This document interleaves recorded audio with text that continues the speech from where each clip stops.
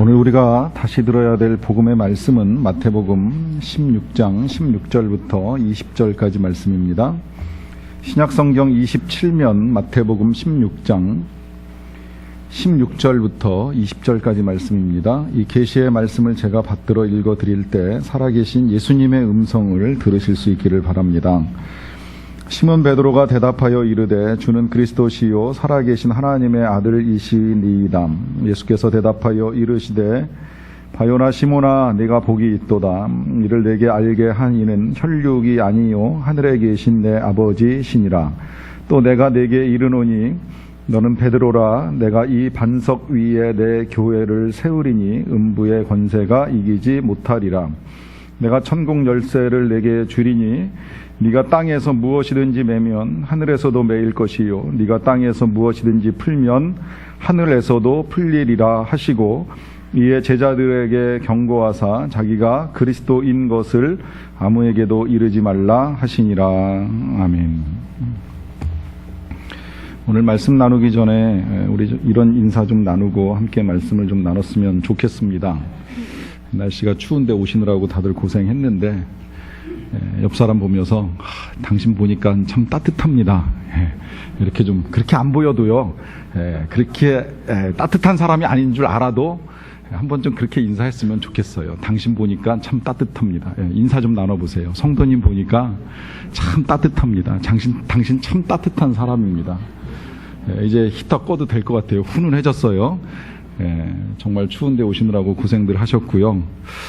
교회에서 뿐만 아니라 어디서든지 다 따뜻한 사람으로 살아가시기 바랍니다. 날씨도 차가워지는 것도 걱정이지만 세상이 더 차가워지는 게 걱정입니다. 자꾸 사람들이 자기밖에 모르고 저만 알고 남을 돌볼 수 없는 그런 각박한 세상에 살아가는데 우리들만이라도 좀 따뜻한 사람이 돼서 좀 섬기고 도와주고 나누고 세상을 좀 훈훈하게 바꾸어 갈 수 있는 그런 사람이 됐으면 좋겠습니다.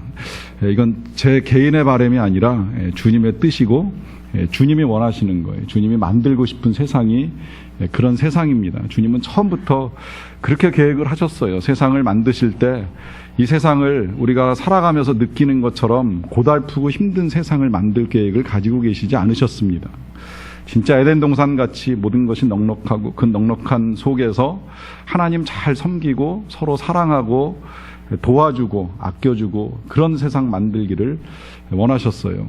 특히 가정을 만드신 이유가 이제 거기에 있습니다. 이 가정이라고 하는 거 하나님이 가정 안에서 생명이 태어나고 그 생명이 태어나서 부모로부터 뜨거운 사랑을 받고 건강하게 잘 커서 또 다른 생명을 낳고 기르고 그리고 또 거기서 그 받은 사랑을 가지고 세상에 나가서는 또 다른 이웃을 섬기고 사랑할 수 있는 그런 가정을 만들기를 하나님이 원하셨어요. 그래서 창조와 함께 가정을 만드셨는데 아시겠지만 문제는 이 가정 안에 이제 죄가 들어옵니다. 가정 안에 범죄가 들어와요. 그래서 가정이 깨지잖아요. 서로 미워하고 시기하고 가정이 병들어요. 물론 그렇다고 하나님이 가정을 포기하시지는 않았어요. 지금도 가정은 귀합니다. 가정이 제 기능만 잘 발휘해주면 하나님의 교회로서의 역할을 가정에서부터 이제 감당할 수 있는 거예요. 근데 안타깝게도 그런 역할을 잘 감당하는 가정이 있는가 하면 엮이는 가정이 있습니다. 말 그대로 이 가정의 기능이 발휘가 안 돼요. 그래서 아이들이 크면서 상처를 받고 요새 보면 진짜 끔찍하잖아요. 아이가 부모에게 죽임을 당하는 이런 일들이 일어나요. 살기는 또 살았는데 워낙 부모로부터 상처를 받고 성장을 하다 보니까 이 상처가 쌓여가지고 그 상처를 가지고 해결이 안 되니까 그 다음에는 다른 사람을 고통스럽게 만드는. 그래서 되게 부모로부터 상처를 받은 사람들이 이제 그 상처가 잘 해결이 안 되면 똑같은 상처를 자녀에게 주는 일도 있고 남에게 쏟는 일도 있고 이제 이러면서 세상이 자꾸 차가워지고 무서워지는 겁니다.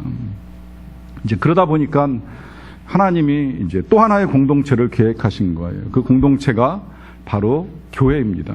그래서 교회에서 저하고 여러분들이 이렇게 예배드리면서 제일 먼저 훈련하는 게 그거예요. 따뜻해지는 훈련을 하는 거예요. 인사 나누면서 훈련하는 겁니다. 처음 만났지만 좀 낯설지만 그리고 어색하고 불편하지만 제가 불편한 거 다 알아요. 저도 실은 하자고 하면서도 솔직히 저 자신이 불편해요. 그런데 이 불편한 걸 하자고 하는 이유는 여기서 우리가 안 하면 어떻게 하겠는가. 우리부터 훈련하고 나아가야지 정말 엘리베이터에서 처음 만나는 사람하고도 인사 한번 나누고 우리가 그리스도인이라고 하는 걸 보여주지 않겠는가 해서 훈련해보자는 거예요. 힘들어도 자꾸 해보자는 이유가 그런 데 있는 겁니다. 그러면서 하나씩 둘씩 나를 바꾸면 가정이 바뀌는 거고 나를 바꾸면 세상이 바뀌는 거지, 나는 자꾸 안 바뀌면서 당신만 바꿔라, 당신이 문제다라고 하면 이 세상이 자꾸 그러면서 힘들어지는 겁니다. 그래서 바꾸는 훈련을 이렇게 저렇게 이제 해나간다 하는 생각을 하시면 돼요. 근데 이걸 어떻게 바꿔야 되느냐라고 했을 때의 가장 좋은 방법이 말씀이고 복음입니다. 이제 그래서 우리가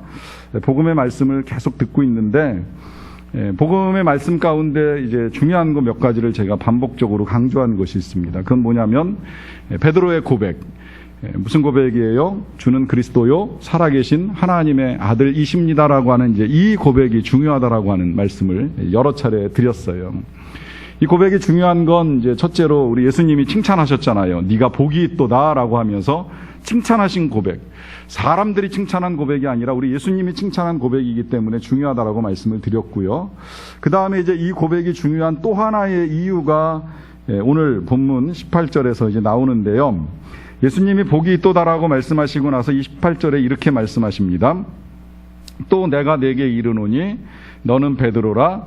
내가 이 반석 위에 내 교회를 세우리니 음부의 권세가 이기지 못하리라 그래요. 자, 여기서 이제 하나님, 우리 예수님의 중대한 계획이 발표가 되었습니다. 뭘 하시겠다 그래요? 교회를 세우시겠다 그래요. 교회를 세우시겠다. 반석 위에 교회를 세우시겠다. 오랫동안 하나님이 계획하셨지만 하시지 않은 그 계획이 지금 발표가 되었는데, 그 계획이 한마디로 말하면 교회를 세우시겠다는 거예요. 이 교회가 이 고백 이후에 예수님이 십자가에 달리시고 나서 실제로 세워지는데, 그 세워진 교회가 2000년 동안 이제 역사를 이어옵니다. 그리고 그냥 역사를 이어온 게 아니라 성경의 표현대로 하면 세상의 빛의 사명을 감당하고 또 세상의 소금의 사명을 감당하면서 이 교회가 주님이 세우신 교회로서의 기능과 역할을 감당해요. 그 교회를 세우신 이유가 앞서 말씀드린 대로 이제 가정 공동체가 건강하지 못한 가정들이 있고 온전하지 못하다 보니까 또 하나의 공동체를 통해서 하나님의 뜻을 펼치시는 겁니다. 이 교회가 굉장히 중요해요. 교회가 세상에 하나님의 뜻을 펼치는 하나님의 도구이고 하나님의 손이고 하나님의 발이고 하나님의 몸이라고도 할 수 있을 만큼 굉장히 중요한 역할을 감당합니다. 그런데 중요한 건 이 교회를 어디에 세우시느냐라고 하는 것인데, 이제 주님이 이걸 말씀하시기를 반석 위에 세우신다 하다 보니까 그 반석은 도대체 뭐냐라고 하는 이제 신학적 의문이 생겨난 거예요. 그래서 로마 가톨릭 교회는 오랫동안 이 반석은 베드로다. 예수님이 베드로의 이름을 시몬에서 베드로, 반석이라고 하는 의미의 베드로로 바꿔주시고 반석 위에 교회를 세워주시겠다라고 했으니까 베드로가 반석이다. 그래서 예수님의 후계자는 베드로고 그 이후에 베드로의 후계자인 교황만이 교권을 가지고 교회를 다스릴 수 있는 권세가 있다. 이 교권 안에 들어오지 않은 교회는 다 교회가 아니다, 이렇게 이제 생각을 해버리는 거예요. 그래서 아직까지 우리 개혁교회 세례도 인정 안 하고 성찬도 인정 안 하고 세례받은 목사, 안수받은 목사도 이 로마 가톨릭 교회 가면 성찬 떡 맛도 못 봐요. 절대 안 줘요. 왜냐하면 베드로를 계승하지 않은 교회는 교회가 아니라고 보는 겁니다. 그러나 우린 분명하게 알고 있습니다. 그런 교회만이 교회가 아니라 모든 개혁교회들, 교단은 다를 수 있어요. 성결교도 있고 침례교도 있고 감리교도 있지만 한 분 예수 그리스도를 주님으로 모시면 다 교회라는 사실을 우리가 인정을 하고요. 또 거기에 동방 정교회 같이 나라별로 이집트 정교회니 그리스 정교회니 한국 정교회니 국가의 이름은 다르지만 정교회로 이름을 가지고 주님을 섬기는 교회는 다 똑같은 교회로 우리가 인정을 하고 있습니다. 절대 베드로를 통하여 계승된 교회만이 교회라고 생각하지 않아요. 또 그렇게 생각하는 것이 성경적이라고 보는 건 교회가 처음 만들어졌을 때 교회의 수장은 베드로가 아니었어요. 실상은 야고보였습니다. 교회가 처음 모여가지고 의논하고 선교사를 파송하기로 결정하고 교회 원칙들을 세워나갈 때 교회를 이끌던 지도자는 실제적으로는 베드로가 아니라 야고보였어요. 그렇기 때문에 이 반석이 베드로다라고 하는 데에는 여러 가지 의문이 제기가 돼요. 그러다 보니까 이제 개혁했던 개혁자 중에 우리가 잘 아는 루터가 해석하기를 반석은 베드로가 아니라 예수님이다. 우리가 성경 읽어 나가다 보면 예수님을 모퉁이의 머릿돌이라고 보는 그 해석이 있었으니까 그 머릿돌을 기초로 해서 교회가 세워진 것이 아니겠느냐. 그러니까 예수님이 반석이다. 이제 이런 해석이 있었습니다. 그런데 이제 그 해석에 또 의문이 제기가 되는 건 예수님이 이렇게 말씀하시고 나서 다음 주에 볼 텐데 천국 열쇠를 주시겠다 그러거든요. 그러면 예수님이 가지고 있는 천국의 열쇠를 예수님 자신에게 주시겠다. 이건 뭔가 앞뒤가 안 맞잖아요. 그러니까 반석은 예수님은 아니라는 거죠. 모퉁이의 머릿돌이 예수님이신 건 맞지만 예수님이 반석은 아니라는 해석이 나오는 겁니다. 그러다 보니까 또 칼빈 선생님은 해석하기를 그게 아니라 베드로가 그 고백, 중요한 고백했잖아요. 주는 그리스도요 살아계신 하나님의 아들입니다라고 하는 고백을 했으니까 이 고백 위에다가 교회를 세우신다라고 하는 것이다. 이렇게 해석을 했습니다. 사실 고백이 중요한 건 맞아요. 예수님이 주님이시고 예수님이 그리스도고 예수님이 살아계신 하나님의 아들이라고 하는 이 고백은 정말 중요한 건 틀림이 없고 우리가 매 주일마다 신앙 고백을 하는 이유도 바로 이 고백 가운데에 교회 공동체가 모이기 때문에 고백은 중요해요. 그리고 이 고백해야지 세례를 받고 고백해야지 성찬에 참여합니다. 그런 의미에서 고백이 맞기는 맞는데 문제는 뭐냐면 역시 이 고백도 열쇠를 받을 수는 없어요. 열쇠를 주시겠다라고 했는데 고백이 어떻게 열쇠를 받습니까? 이제 그러다 보니까 이것도 뭔가 온전한 해석으로 보이지가 않습니다. 그러는 가운데에 20세기에 들어와서 몇몇 신학자들이 이제 쿨만이나 뭐 레드 같은 신학자가 비교적 건전하게 이제 해석을 잘 했는데 여기 예수님이 말씀하신 반석은 다른 누구가 아니라 고백자 베드로다. 그냥 베드로가 아니라 고백자 베드로다. 예수님을 주님으로, 예수님을 구원자로, 예수님을 하나님의 아들로 고백하는 그 고백자 베드로가 반석이다라고 해석을 내렸습니다. 이걸 오늘날까지 이제 모든 교회들이 가장 건전한 해석이라고 보는 이유는 바로 그래서 베드로만 교회가 되는 것이 아니라 그 고백을 하는 모든 사람들, 이 자리에 나와서 예배하는 저와 여러분들 가운데에 베드로와 동일하게 예수님이 나의 주님이십니다. 예수님이 나의 하나님이십니다. 예수님이 나의 구원자이십니다라고 하는 고백하는 모든 사람들, 여러분들을 주님이 교회로 세우시겠다라고 결정을 하신 것입니다. 그래서 교회는 바로 저와 여러분들이 될 수 있는 거예요. 이 고백과 함께 교회가 되는 것입니다. 교회에 관한 이야기가 나오면 제가 늘 반복해서 가르쳐드리는 것 가운데 한 가지가 있죠. 교회는 건물이 아닙니다. 교회는 절대 이 건물이 교회가 될 수가 없습니다. 이건 정확하게 교회당, 예배당, 동판교로 142번지에 세워진 교회당이지 이 건물은 교회가 아니에요. 교회는 사람입니다. 교회는 이 자리에 나와서 예배를 드리는 저와 여러분들이 교회입니다. 좀 더 정확하게 말씀드리자라고 하면 이 고백을 가진 사람들이 교회예요. 예수님이 나의 주님이십니다. 예수님이 나의 구원자이십니다. 예수님이 나의 살아계신 하나님의 아들입니다라고 고백하는 저와 여러분들이 교회입니다. 그래서 우리 교회 엘리베이터 타보신 분들은 아시겠지만 엘리베이터 거울에 뭐라고 써 있어요? 당신이 뭐라고요? 당신이 거울을 해서 정말 거울에 있는 본인만 보셨나요? 거울 보시면 그 앞에 이렇게 글씨 써 있는 거 아시죠? 뭐라고 써 있어요? 당신이 판교 소망교회입니다. 써 있어요. 이거 그냥 써놓은 거 아니에요. 거울 보시면서 거울 안에 들어있는 그 사람, 바로 이 거울 앞에 보이는 내가 판교 소망교회라고 하는 사실을 잊지 마시라는 거예요. 이게 작년에 그 1월 달에 다시 비전을 그리며라고 하는 말씀 이제 나누면서 써붙여 놨는데, 비전이 뭐예요? 우리 교회 비전이 사람을 세우고 교회를 세우고 선교사를 세우고 다음 세대를 세우는 교회인데, 이걸 목사가 하는 것도 아니고 전도사가 하는 것도 아니고 어떤 특정한 사람들이 하는 것이 아니라 우리 모두가 해야 될 일, 우리 각 사람이 세상에 나가 누군가 넘어진 사람을 세워줄 수 있고 하나님을 모르는 사람을 믿도록 도와줄 수 있는 그런 사람을 세우는 교회, 또 정말 작지만 우리 가진 것들 모아가지고 공동체를 이룰 수도 있고 또 공동체가 힘을 모아서 또 다른 교회 하나를 세워갈 수 있는 그런 교회, 그리고 우리의 기도와 우리의 후원으로 또 우리의 단기 선교를 통해서 선교사님들이 더 사역을 잘 감당할 수 있도록 선교사님들을 세워주는 교회, 그리고 우리의 어린 자녀들이 성장하는 동안에 하나님을 알고 하나님을 믿고 살아갈 수 있도록 도와주는 이 교회가 바로 저와 여러분들 자신이라고 하는 걸 확인하기 위하여서 말씀을 나누고 써붙여 놓은 거예요. 잊지 말자는 거예요. 기억하자는 거예요. 우리가 교회다. 우리가 주님이 우리에게 세워주신 교회다라고 하는 사실을 절대 잊어서는 아니 된다라고 하는 것입니다.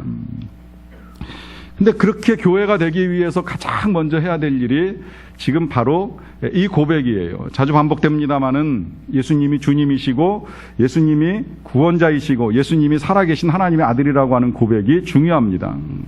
이 고백이 왜 중요한지 이제 조금 더 알려드리겠습니다. 방금 예수님 말씀 그 18절을 보시게 되면 주님께서 교회를 세우시겠다라고 말씀하시고 나서 그 뒤에 이런 말씀을 하세요. 18절을 다시 보시면 끝에 이런 말씀하십니다. 이 반석 위에 내 교회를 세우리니 음부의 권세가 이기지 못하리라 그래요. 교회를 세우시긴 하겠는데 음부의 권세가 이기지 못한다. 여기서 말하는 이 음부의 권세, 이 음부가 이제 헬라어로 하데스라고 하는데 보이지 않는 곳이라고 하는 의미를 담고 있습니다. 이 헬라어 하데스는 이제 구약에서는 히브리어로 스올이라고 하는 단어가 사용됐어요. 스올은 아시겠지만 우리나라 말로는 지옥으로 제일 많이 번역이 되어 있습니다. 그러니까 이 음부의 권세는 쉽게 말하면 지옥의 권세이고 죽음의 권세이고 어둠의 권세를 말하는 거예요. 이 권세가 생각보다 강력합니다. 특히 죽음의 권세라고 하는 건 생각보다 강력하게 보여서 강력하게 보이기 때문에 아직도 사람들의 마음속엔 이걸 이길 수 있는 게 없다라고 하는 생각을 가지고 살아가요. 그래서 이걸 이길 수 있는 게 없는 것처럼 느껴지니까 이것 때문에 두려워하고 이것 때문에 걱정하고 이것 때문에 쩔쩔매며 살아가는 일들이 생각보다 많습니다. 겉으로 보기엔 그렇게 보여요. 의학도 과학도 아무리 발전하지만 사람을 살려낼 수 없다라고 하는 사실을 알고 있으니까 어떻게 하면 좀 더 살아볼까, 어떻게 하면 죽음을 좀 면해볼까, 병마를 면해볼까, 이거에 묶여가지고 우리가 살아가는 일들이 많이 일어납니다. 그런데 오늘 주님은 뭐라고 말씀을 하시냐면 이 음부의 권세가 이기지 못하는 것이 있는데 그것이 교회라는 거예요. 이걸 바꿔 말씀드리면 이 음부의 권세가 이길 수 없는 권세가 있는데 그것이 교회의 권세이고 그 교회의 권세를 저와 여러분들이 가지고 있다는 거예요. 이 사실을 믿으십니까? 이 사실을 아시고 계십니까? 음부의 권세, 죽음의 권세, 지옥의 권세, 어둠의 권세가 이길 수 없는 권세가 우리에게 있다는 사실. 참 놀랍지 않습니까? 어떻게 우리가 그와 같은 권세를 가질 수 있는지, 그리고 그와 같은 권세가 어떻게 나타나는지.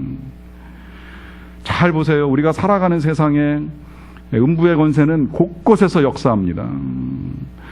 세상이 발전하는 것 같지만 음부의 권세가 약해지지 않았어요. 이 음부의 권세를 성경에서는 불순종의 아들들 가운데서 역사하는 영이라고도 표현을 합니다마는 눈에 보이지는 않지만 모든 세상 가운데서 역사하다 보니까 세상이 발전하고 세상이 좋아졌다고 해도 여전히 세상에 전쟁도 일어나고 폭력도 일어나고 다툼과 고통이 있어요. 오늘 기도해 주신 분 기도대로 핵의 위협이 있고 테러의 위협이 곳곳에서 일어납니다.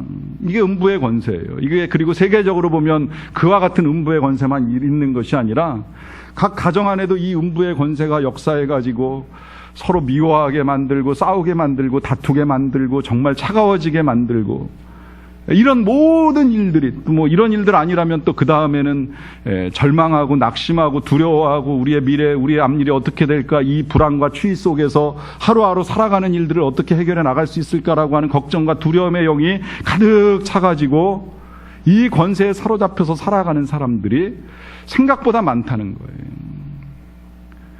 근데 주님은 그런 세상을 원하시지 않으셨어요. 주님이 이 세상에 오셔서 하시고자 하셨던 일은 바로 그 음부의 권세를 다시 결박하고 그 음부의 권세가 가정이든 세상이든 그 어떤 곳에서든 일하지 못하도록 또 다른 권세를 주셨는데 그 권세가 바로 교회의 허락이 된 겁니다. 다시 말씀드리면 우리에게 허락이 되었다는 거예요. 우리에게. 그럼 우리가 이 권세를 어떻게 가질 수 있고 이 권세가 우리에게서 어떻게 나타나느냐라고 하는 질문을 했을 때에 그래서 고백이 중요하다라고 말씀을 드리는 겁니다. 우리의 고백, 주는 그리스도요 살아계신 하나님의 아들이십니다라고 하는 이 고백이 중요한 이유가 뭐냐면 이 고백이 진짜 우리의 고백이 된다라고 하면 그야말로 어떤 음부의 권세도 우리의 삶을 흔들어 놓을 수가 없습니다. 보세요. 자, 첫 고백. 예수님은 주님이라고 우린 배웠습니다. 그렇게 고백합니다. 예수님이 주인인데 누가 왕 노릇할 수 있어요? 그 어떤 악한 것도 왕 노릇할 수 없습니다. 주님만 주인으로 잘 모시면, 여러분들 가정에 주님만 주인으로 잘 모시면 가정은 당연히 평화하고 사랑하는 게 맞아요. 그런데 늘 말씀드리듯이 주님 주인 되심은 사라져버리고 내가 주인이니까 종들끼리 자꾸 싸움을 하는 거예요. 주인 없는 집에서 네가 잘나니 내가 잘나니 이러면서 싸움이 일어나는 거예요. 그런데 그 주인 되신 예수님이 가정의 주인이 되시면 종들끼리 감히 어떻게 싸워요? 양보하고 사랑하는 게 당연한 거지요. 주인 예수님이 우리의 가정의 주인이 되셔서 우리의 가정을 지켜주시는데 종들이 걱정할 게 뭐가 있어요? 여러분, 종은 걱정할 게 없어요. 주면 먹고 안 주면 굶으면 되는 거예요. 주시면 받고 안 주시면 없는 대로 살아가면 되는 거예요. 어떻게 종이 재산을 모을 수가 있겠어요? 어떻게 종이 내 거라고 주장할 만한 것들이 있겠어요? 주인이 달라 그러면 목숨까지도 내놔야 되는 게 종인데 맡기고 살다가 먹여주면 살아 일하고 굶기면 굶어 죽으면 하나님 나라 열리니 천국 가서 행복하게 살면 되고 걱정할 게 하나도 없습니다. 죽음과 질병 두려워하지 마세요.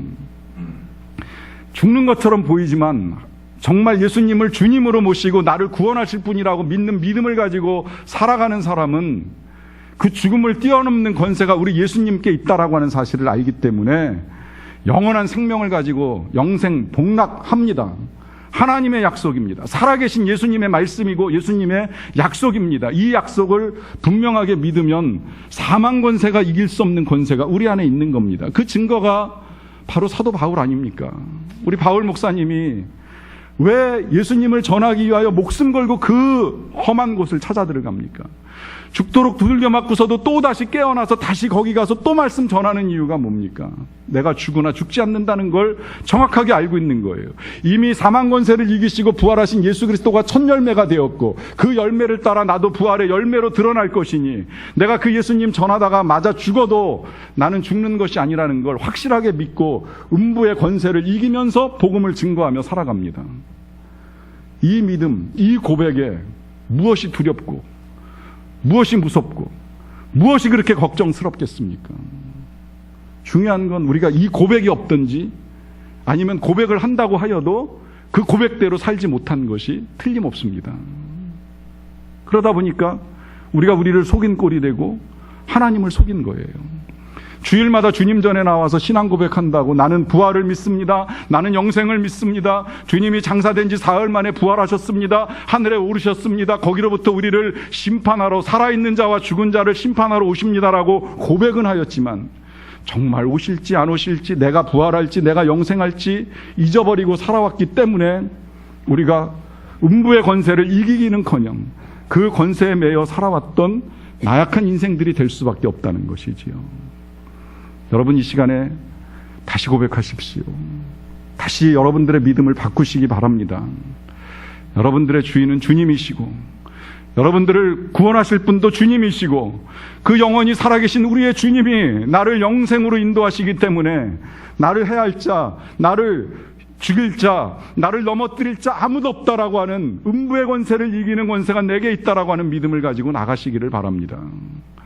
물론 이 믿음 가지고 살아가다가도요 때로 힘들어요. 때로 생각처럼 살지 못할 때가 있습니다. 왜냐하면 살다 보면 또 자꾸 주인이 바뀌고 그러면서 넘어지고 실패합니다. 그러다 보면 정말 내가 하나님을 믿는 사람이 맞는가, 살아계신 하나님을 믿는다라고 고백은 많이 해왔지만 정말 내가 그 믿음을 가지고 살아가고 있느냐라고 하는 회의와 고민에 빠지는 일들이 있습니다. 그래도 낙심하지 마십시오. 절망하지 마십시오. 이 지금 고백을 했던 베드로가 예수님께 복이 있도다라고 하는 말씀을 들었습니다. 그리고 최초의 교회는 주님 표현대로 하면 고백자 베드로와 함께 교회를 세우시는 일을 시작하신 건 틀림이 없는데, 자, 이 베드로가 처음부터 교회를 세울 만한 훌륭한 사람이었느냐라고 이제 보게 되면 아니에요. 이 말씀을 딱 나누고 나서 이제 교회 세울 거야, 천국 열쇠를 내게 줄 거야 베드로에게 말씀하셨는데, 그러고 나서 예수님 뭐라고 말씀하시냐면 이런 말씀을 하십니다. 내가 이제 대제사장들과 서기관들과 장로들에 의하여서 죽임을 당할 것이다 그래요. 이제 이 말 때문에 베드로가 굉장히 혼란스럽습니다. 기껏 주는 살아계신 하나님의 아들입니다라고 고백을 하고 복이 있도다는 말씀도 듣고 교회를 세우시겠다라고 하는 약속도 받았는데, 근데 예수님 말씀하시는 것이 나 이제 곧 죽게 된다 그래요. 그러면 제자로서도 그렇고 예수님을 따라가는 입장에서도 그렇고 잘 생각하셨습니다 말하는 건 정말 잘못된 거 맞잖아요. 그래가지고 베드로는 인간적으로 그렇게 이야기한 거예요. 안 됩니다. 그런 일이 일어나서는 안 됩니다라고 예수님께 막아섰어요. 그랬더니 예수님 뭐라고 말씀하시냐면, 사단아 내 뒤로 물러가라. 네가 하나님의 일은 생각지 않고 사람의 일을 생각한다라고 하면서 예수님이 베드로를 책망합니다. 이건 왜 책망하시냐면, 지금 예수님이 죽으시고 십자가에서 죽으시고 부활하셔야지 이제 진짜 교회가 세워지는 건데, 그 일 때문에 예수님은 죽으실 수밖에 없는데 베드로는 거기까지는 생각을 못한 거예요. 이분이 살아계셔야 뭐가 돼도 된다고 생각을 한 겁니다. 그러다 보니까 예수님 죽으시면 안 됩니다 그냥 인간적으로 말씀을 드린 거예요. 그러니까 예수님이 사단아 내 뒤로 물러가라 그래요. 베드로의 생각이 예수님의 생각하고 맞지 않습니다. 그래서 책망을 듣습니다. 그렇게 보면 베드로가 고백을 제대로 한 것 같기는 하지만, 그러나 아직도 예수님을 잘 모르는 거예요. 그러다 보니까 이 고백하자마자 그 뒤에 사단 소리를 듣는 겁니다. 제가 이 말씀을 여러분들께 드리는 이유는, 우리가 고백을 하지만 고백대로 살지 못할 수 있다는 거예요. 주는 그리스도라고 하는 고백을 하지만 또 살다 보니 내 생각에 끌리고 내 욕심에 끌리다가 이와 같이 실수하고 실패하는 일이 일어납니다. 여기서만 끝납니까? 나중에 보면 이 베드로가 그렇게도 큰 소리 치다가 예수님 3번 부인하잖아요. 배신하고 도망가잖아요. 그런데 놀라운 건 이런 베드로를 주님이 포기하시지 않는다는 겁니다. 이런 베드로를 예수님이 찾아오십니다. 그리고 찾아오셔서 부탁하시는 그 말씀, 네가 나를 사랑하느냐? 그리고 내 양을 먹이라 하시는 이 말씀이 바꿔 말하면 그 말씀이에요. 너 나랑 교회하자. 네가 내 교회다. 네가 내 교회로 다른 양을 먹이고 세우는 일을 해야 된다. 주님이 포기하지 않으셨다는 겁니다. 주님이 베드로를 놓지 않으셨습니다. 여기에 소망이 있는 겁니다. 우리는 소망이 없어요. 우리는 부족해요. 우리가 감히 베드로보다 더 낫겠습니까? 못하면 못하지요. 전 정말 주님이 나의 구원자라고 하는 사실을 생각하면 생각할수록 굉장히 감사합니다. 아무리 들여다보고 또 들여다봐도 제 안에 있는 이 악과 더러운 이 모든 것들은 제가 나를 구원할 수 없다라고 하는 사실을 더 뼈아프게 느끼게 해줍니다. 제가 제 힘으로 어떻게 저를 구원하겠습니까? 이런 저를 위해서 주님이 십자가에 달리셨으니까 구원을 받고, 주님이 부활하셨으니까 용서를 받고 살아갈 수 있게 되는 것이지, 제가 어떻게 저를 구원하겠습니까? 이 절망 가운데 주님이 구원자가 되셨다라고 하는 사실이 감사한데, 그런 제가 감히 베드로보다 못하면 못했지 더 나을 건 없다고 생각을 합니다. 그런데 감사하게도 이 베드로와 함께 교회를 세우시고 일하시기 원하셨던 주님이 여전히 저와 여러분들과 함께 그렇게 일하기를 원하신다라고 하는 것입니다. 주님이 포기하시지 않는다는 것입니다. 우리가 포기하지 아니하는 한 절대 주님은 포기하지 아니하십니다. 우리가 낙심하지 아니하는 한 절대 주님은 우리를 보고 실망하지 아니하십니다. 우리가 주님을 버리지 아니하는 한 주님이 우리를 버리시는 일은 절대 없습니다. 아니, 오히려 우리가 실패하고 넘어졌다라고 한다면 주님이 우리를 다시 일으켜 세우시기를 원하십니다. 사실 정확하게 말씀드리자면 정말 주님이 세우시고 싶은 건 저는 교회도 아니고 사람도 아니고 선교사도 아니고 다음 세대도 아니라고 생각해요. 바로 저와 여러분들입니다. 저와 여러분들이 먼저 세워져야 됩니다. 저와 여러분들이 복음으로 세워져야 되고 주님의 손을 붙잡고 세워져야 됩니다. 우리가 세워지지 않고 어떻게 다른 사람을 세우고 교회를 세우고 선교사를 세우는 교회가 될 수가 있겠습니까? 그래서 주님이 이 새해에 계속해서 이 복음의 말씀을 들려주시면서 내 손 붙잡고 일어나라고, 내가 주인 되어 너를 이끌어 주겠다고, 살아있는 내가 너에게 생명을 주고 그 생명을 네가 전하기를 원한다라고 우리에게 말씀하고 계시는 것입니다. 이 말씀, 이 주님의 음성이 오늘 우리의 귀에 들려온다면 이젠 우리가 주님께 손을 내밀어야 됩니다. 주님 붙잡아 주십시오. 저를 붙잡아 주십시오.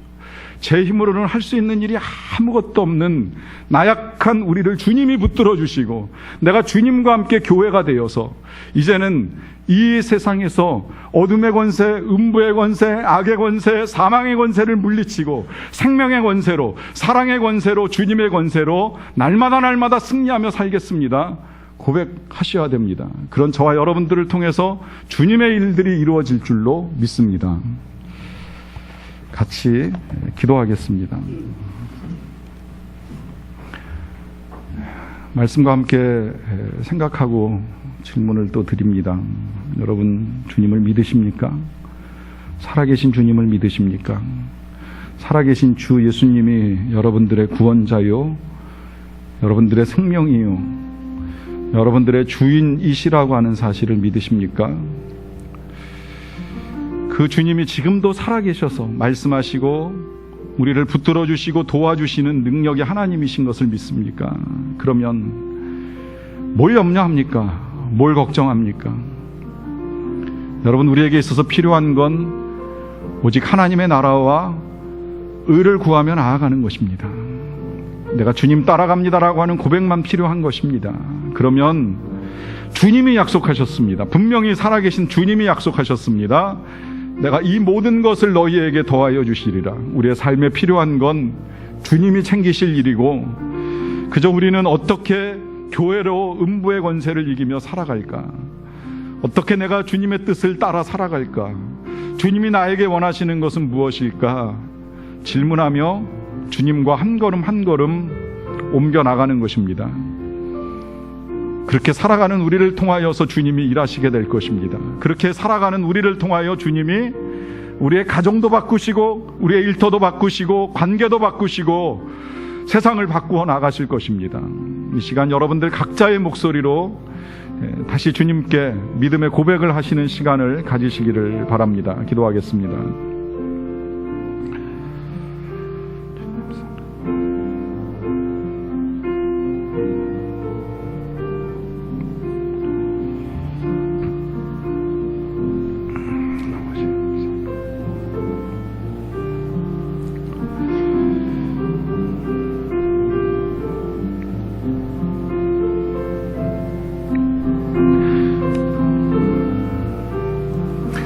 살아계신 하나님, 감사합니다.